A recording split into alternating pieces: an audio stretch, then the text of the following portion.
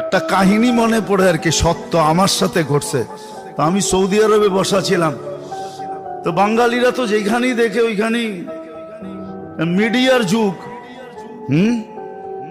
তো একটা আসিল, কিছু ছেলে থাকে না একটু দুষ্ট প্রকৃতির, মানে ওই দুষ্ট না, ও হাসতে হাসতে বলতেছে, দূর হুজুর, আমগো বাংলাদেশি গো কোনো হিসাবই হইব না। ওই কেন?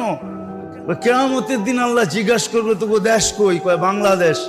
কইব যা, তোরা এমনি জান্নাতে যা, দুনিয়াতে বহুত কষ্ট করছ তোরা। এমন হাসি পাইছে আমার যে আসলেই তো দেখেন না, আমরা এয়ারপোর্টে যাইতে কত কষ্ট, আইতে কত কষ্ট, এইখানে কত কষ্ট, দেশে গেলে কত কষ্ট।